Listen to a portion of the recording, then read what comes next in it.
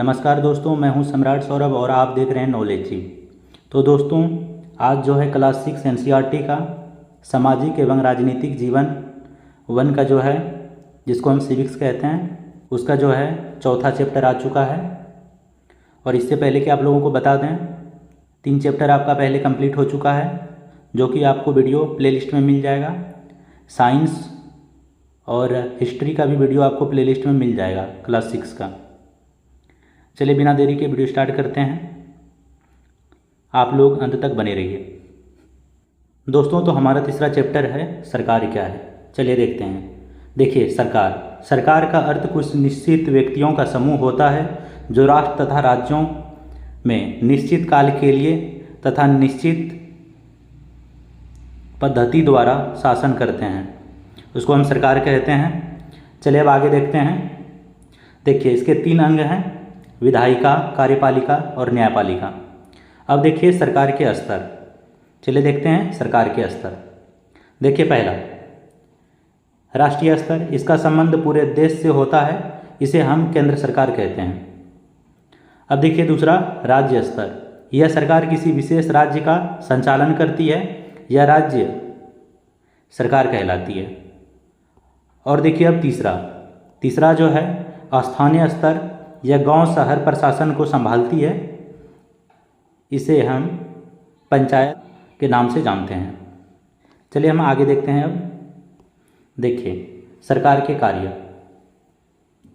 सरकार को बहुत सारे कार्य का संचालन करना पड़ता है। छोटे व बड़े हर प्रकार के कार्य की जिम्मेदारी सरकार की होती है। जैसे अब देखते हैं। देखिए, कानून बनाना तथा निर्णय लेना, शासन व्यवस्था को लागू करना, सामाजिक मुद्दों पर कार्यवाही करना, राष्ट्रीय हित को सुनिश्चित करना, जन कल्याण कार्य करना इत्यादि। चलिए अब आगे देखते हैं। देखिए, सरकार जो है कानून बनाती है और उसे लागू करती है और सभी लोग इसे मानने के लिए बाध्य होते हैं। अब देखिए सरकार के प्रकार। चलिए देखते हैं, ध्यान से देखिए। विश्व भर में अलग अलग प्रकार के सरकार हैं, लेकिन मुख्य 2 प्रकार के सरकार होते हैं। अब देखिए मुख्य 2 प्रकार के कौन कौन से सरकार होते हैं। पहला देखिए, पहला है लोकतांत्रिक सरकार। इसमें निर्णय लेने की शक्ति लोगों द्वारा प्रदान की जाती है, अर्थात जनता के प्रतिनिधि वास्तविक शक्ति का स्रोत जनता है तथा निर्णय उनके प्रतिनिधियों के द्वारा लिए जाते हैं। लोकतांत्रिक सरकार के अंदर मुख्य रूप से 2 प्रकार होते हैं। पहला देखिए प्रत्यक्ष लोकतंत्र है और दूसरा जो है अप्रत्यक्ष लोकतंत्र। अब देखिए इसका दूसरा जो है राजतंत्र। इस प्रकार की सरकार के अंतर्गत निर्णय लेने की शक्ति राजा या रानी के पास होती है और जनता से निर्णय नहीं लिया जाता। इसे हम निरंकुश शासक व्यवस्था भी कह सकते हैं। चलिए अब आगे देखते हैं। देखिए भारतीय लोकतंत्र। देखिए, भारत एक लोकतांत्रिक देश है।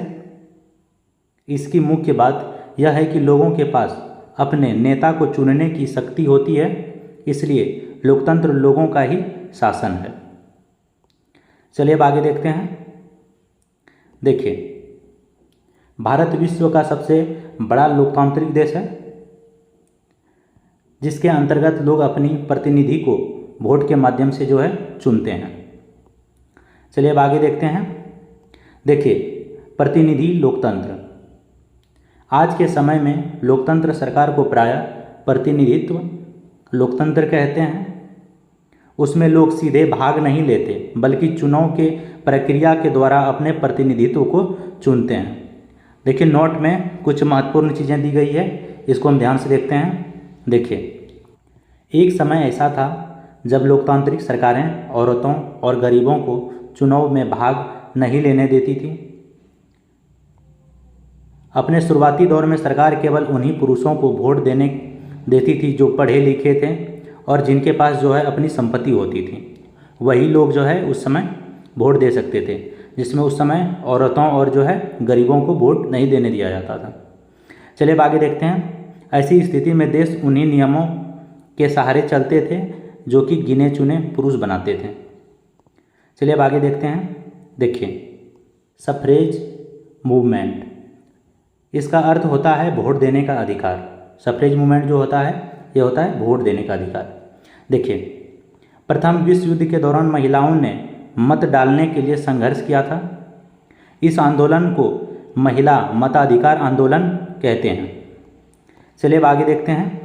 देखिए अमेरिका में महिलाओं को वोट देने का अधिकार जो है 1920 में मिला था और इंग्लैंड में जो है महिलाओं को वोट देने का अधिकार 1928 में मिला था। तो दोस्तों आपका जो है तीसरा चैप्टर आज कंप्लीट हो गया और चौथा चैप्टर भी आपका जल्द आएगा। इससे पहले कि आप लोग जो चैनल पर नए हैं चैनल को सब्सक्राइब कर लें और हाँ आप लोगों को वीडियो अच्छा लग रहा हो तो लाइक ज़रूर कर दें।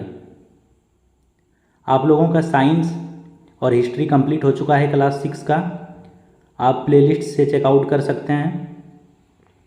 चलिए हमें इजाज़त दीजिए, धन्यवाद।